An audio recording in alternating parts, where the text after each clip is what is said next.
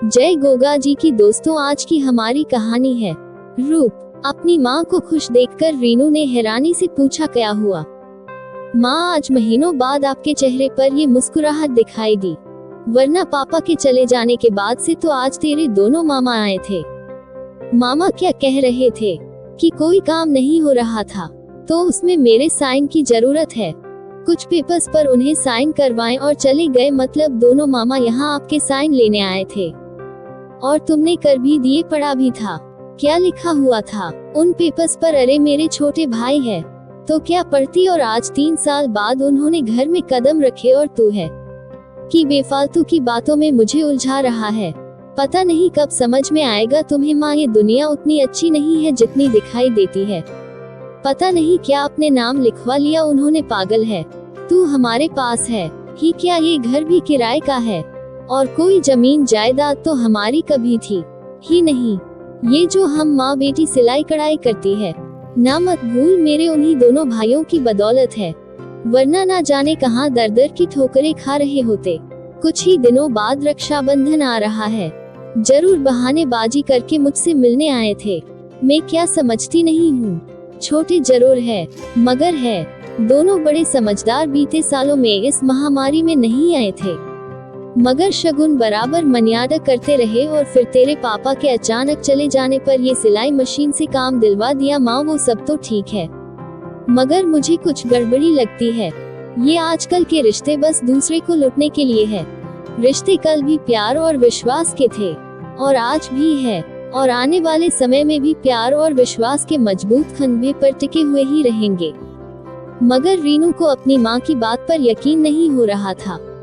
खैर कुछ दिनों बाद रक्षाबंधन का पावन दिन भी आ गया। सुबह तकरीबन 10 बजे दरवाजे पर स्कूटी आकर रुकी। दोनों भाइयों को स्कूटी से उतरते हुए देखकर एक बार तो सुनीता को विश्वास नहीं हुआ, क्योंकि बीते 2 सालों में उसके भाई न तो रक्षाबंधन और न ही भाई दूज पर आए थे।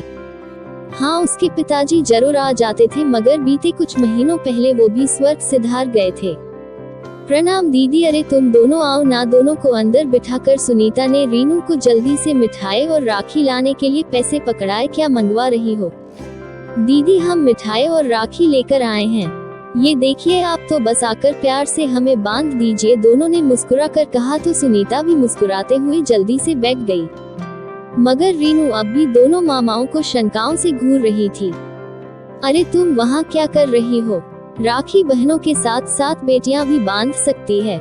क्यों भैया, मैंने ठीक कहा ना? छोटे भाई ने कहा। हाँ बिल्कुल, आजा। रीनू बैठी और हमें राखी बांध। बड़े ने हंसते हुए कहा। रीनू का मन बैठने का नहीं था मगर वो चुपचाप बैठ गई और राखी बांधने के लिए उठाए और बोली, अच्छा मामा जी एक बात पूछूं, ऐसा कौन सा काम था जो माँ के साइन के बिना नहीं हो रहा था? आपने माँ से किस पेपर्स पर साइन करवाए थे? रीनू, मैंने कहा था ना। सुनीता गुस्से से रीनू को देखकर बोली, नहीं दीदी उसे मत डांटिए, बल्कि मैं तो कहूँगा शाबाश बेटा, ऐसे ही हमेशा सतर्क रहना चाहिए। दरअसल तुम्हारे नानाजी ने एक बड़े बाजार में एक प्रॉपर्टी ली थी जिसमें तुम्हारी माँ को नॉमिनी बनाया था। हम दोनों भाइयों ने बहुत कोशिश की मगर वो अपने नाम नहीं करवा पाए, क्योंकि तुम्हारी मम्मी के साइन के बिना ये मुमकिन नहीं था। तो उस दिन वही करवाने आए थे। दोनों मामाओं की बात सुनकर रीनू गुस्से से लाल होकर बोली, सुन लिया आपने? मैं ना कहती थी, ये रिश्ते बस दूसरे को लुटने के लिए ही बनाए जाते हैं, कहकर रीनू उठकर दूसरे कमरे में चली गई। वहीं दूसरी ओर सुनीता भीगी हुई पलकों को साफ करते हुए चुपचाप दोनों भाइयों को राखी बांधने लगी मगर दोनों भाई ये सब देखकर भी मुस्कुरा रहे थे। तभी छोटे भाई ने दूसरे कमरे में जाकर रीनू को पकड़कर बाहर लाते हुए कहा, राखी तो बांध दी, अपना तोहफा नहीं लोगी? मगर रीतू तो गुस्से से लाल पीली हो रही थी मगर बड़े मामा ने उसे एक बड़ा सा पैकेट देते हुए कहा, लो ये तुम्हारे लिए और दीदी ये तुम्हारे लिए है। एक दूसरा पैकेट सुनीता की ओर बढ़ाते हुए कहा। मगर दोनों माँ बेटी की हिम्मत नहीं हो रही थी कि वह पैकेट खोलकर देखे। तो दोनों भाइयों ने कहा, अच्छा ठीक है, हम जा रहे हैं, हमारे बात देख लेना, और दोनों चले गए।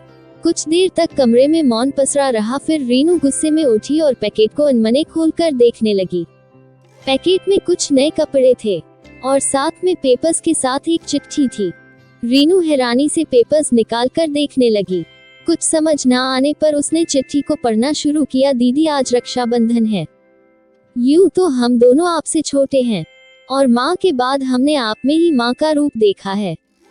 आपने भी हमें छोटे भाइयों की तरह नहीं बल्कि बेटों की तरह प्यार और दुलार दिया है। दीदी, पापा के साथ मिलकर हमने एक प्रॉपर्टी खरीदी थी जिसमें आपका नाम भी शामिल था, ताकि हमारी भांजी की शादी तक उसके विवाह हेतु कुछ राशि जमा हो जाए। अब पापा तो रहे नहीं और उधर जीजाजी भी नहीं रहे, और कल किसने देखा है।